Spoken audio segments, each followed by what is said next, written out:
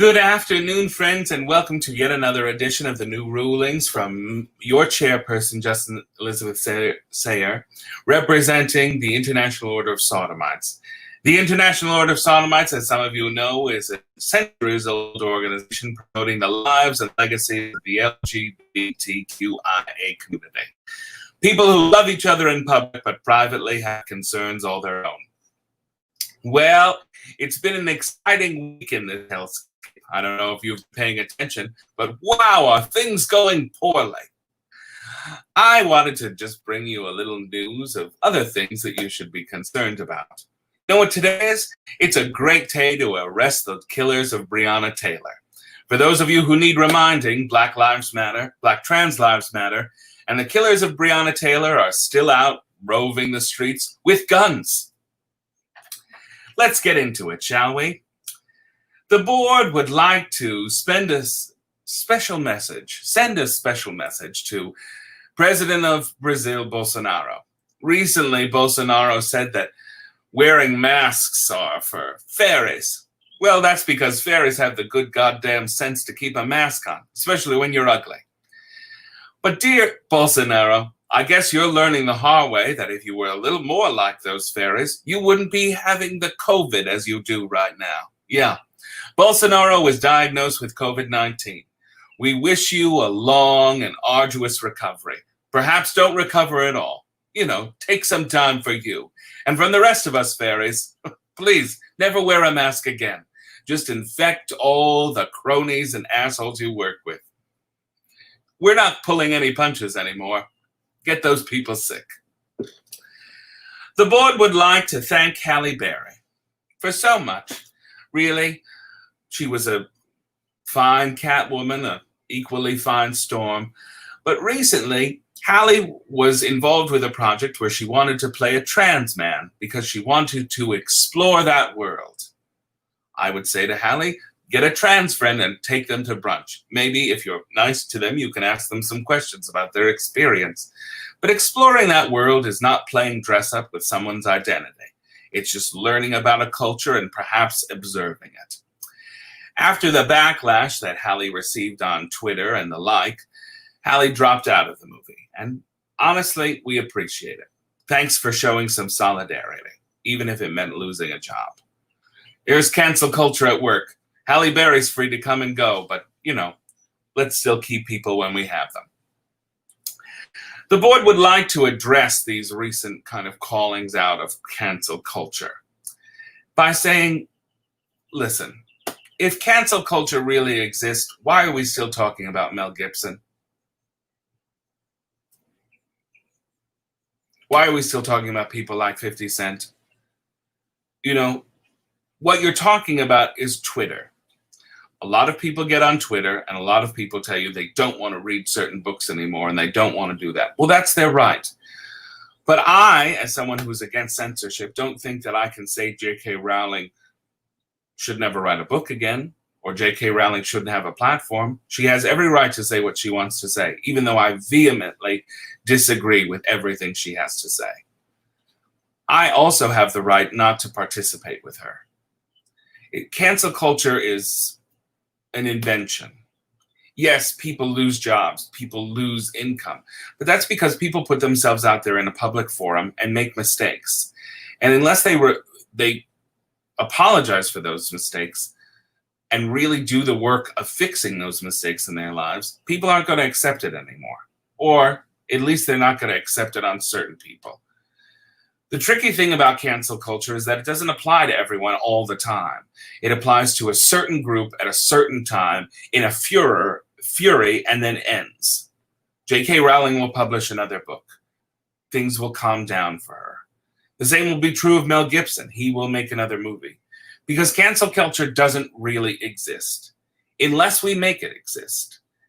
And that's something very different. It's not about going to Twitter. It's about actively avoiding products and art that is made by people who you don't agree with.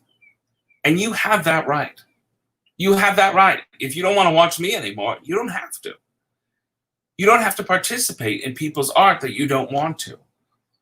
And while I'm against censorship, I am all for curation. Don't participate with people's art that you don't like. Don't participate in people's art that you don't agree with. Or do learn something from them. But nobody's saying that you can't make art and be an asshole. Believe me, if that was a qualification, there'd be a lot less art in the world. And for all these people whining about how cancel culture is ruining them, cancel culture is making them upset for a few days on Twitter. J.K. Rowling had a few mishaps at her publishing house. Yes, things are bad. People are sensitive. People are standing up for themselves for the first time. But it doesn't mean that we have to condemn people not wanting to deal with other people's bullshit right now. We have to realign ourselves with people and art that makes us think, that challenges us and makes us better people.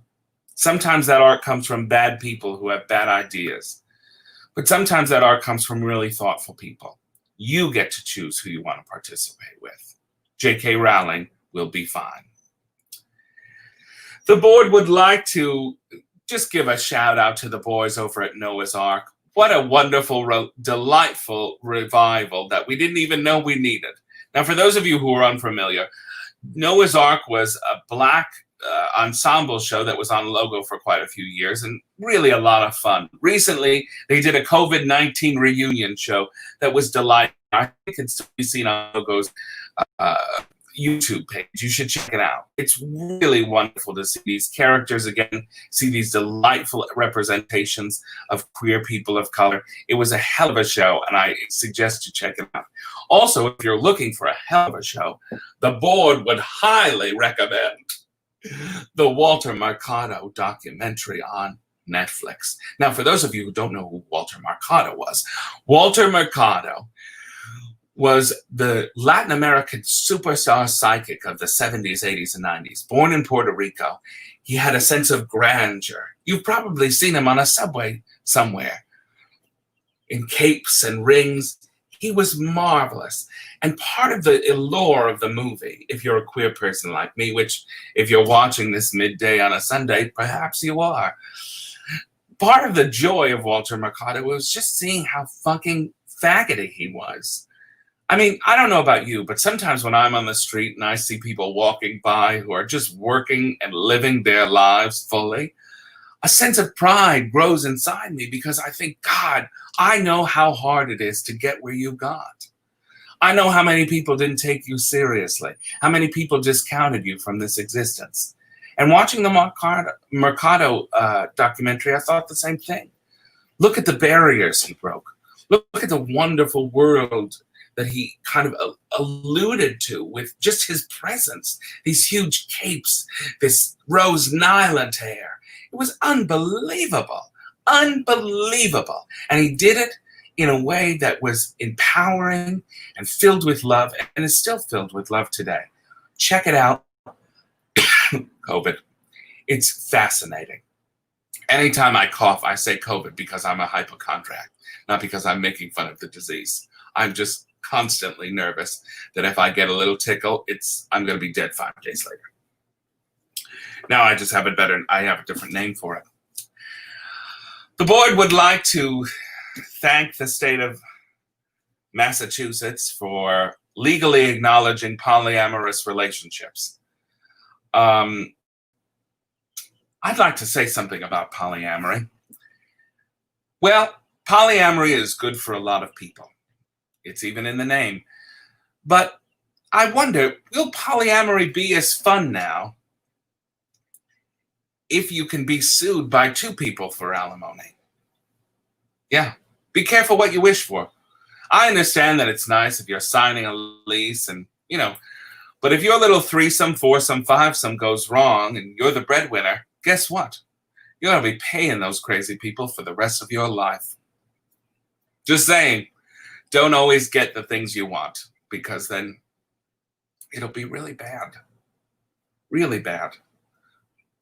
I wish I could just stay in my house a few days last spring, and I thought, oh God, I'm really being punished for it now, aren't I? I'm going to live in here forever. Remember sex? I do. Oh, I do. And finally, the board would like to speak to the gays who were pictured at Fire Island last week. Fellas, listen. I get that every June we sit around and remind ourselves that we're all part of a big community that's filled with love and camaraderie, that we all know the struggles we've been through. But the truth is, there's always been assholes under the LGBTQ umbrella. Always. Always. There's always been people who haven't taken seriously. There's also always been white gay men who are very interested in maintaining a sense of patriarchy and hierarchy, who, growing up as white gay men in this country, were promised the keys to the castle. And because they were denied them, because one time they admitted they wanted to suck cock, they do everything they can to fight back for those same keys. For me, being queer is different. Being queer is tearing down the castle and building a new one with all my friends, making it a little more level, listening to the concerns of people that don't look like me, that don't share my views. If anything, being queer gave me more compassion. And I'm not the only one. There are thousands of queer people that are like me. There are thousands of queer people that saw being queer as a gift that enabled them to open their hearts and minds to other people who didn't look and sound like them. Those people are the ones that fought in ACT UP. Those people are the ones who organized the AIDS March. Those people are the ones who passed out condoms at bathhouses. That was not everyone. We have to be honest about that in the LGBTQ community. There are a lot of people who just want to have fun, just want to go to a party, just want to be assholes. And for you, I would say, listen, I get that we're often placed under the same banner, but we're not on the same team. I don't expect you to know your history or be even vaguely interested in it. I don't know that that even gets you. But I will tell you that we're a community that's lived through plague before and barely survived it. We're a community that's dealt with disease and still continues to deal with disease. There are a lot of different people out there who are dealing with a lot of immuno problems that you don't even know about. And while AIDS is now something that you just take a pill for in the morning, for a lot of us, it was a struggle of a lifetime cut short by a terrible disease. Now we're in another time of pandemic, and another group of young, gay, mostly white assholes just wants to party, and just wants to party without consequences. And while I can be disappointed in our community and I could shake my fists at why can't we all be on the same team, the truth is we weren't always. I've seen your life before. But I'm going to tell you, I'm going to fight for you no matter what. And I hope that in this time you'll get some sense. You'll really learn about what compassion means. You'll start to see that your queerness unites you to a whole bunch of people, and that being gay is about a lot more than partying and showing off the abs that you worked so hard for. Being gay is about culture. Being gay is about taking care of people. Being queer is about extending yourself to people that don't look, sound, or act like you. Maybe we can remember that. And maybe you can remember to put on a fucking mask. Jesus Christ. Why I am arguing with gay people about fucking accessories in the modern age is beyond my goddamn comprehension. It's another thing you can make fabulous on your fucking face. Jesus Christ, girl. My God, the malls are closed. You can't get an earring. Accessorize your fucking mooks. Jesus Christ. And finally, I'd just like to remind you, tomorrow night, or not tomorrow night, Tuesday night, I got to get these days right somehow. Tuesday night, we'll be celebrating Night of 1,000 Judies, which is my annual, or mostly annual, celebration of all things Judy Garland, will be raising money for the Ali Forney Center, which houses homeless LGBT youth here in New York City. Well, they are in New York City. I'm in LA. You know, hot spot to hot spot. Can't miss them. I'd love for you to tune in. Go to thousandjudies.com and donate money to the Ali Forney Center. Throughout this whole pandemic, they've never closed their door once, and they still need a lot of funds to get the good work done. Well, that's all I have for today, kids. I hope you had fun. Tips are always appreciated at Justin-Sayre on Venmo, and we'll be back next week with more new rulings from the board. Stay safe, stay masked, and stay apart. I know that hurts, but it's the best way we can do it. I will see you next week.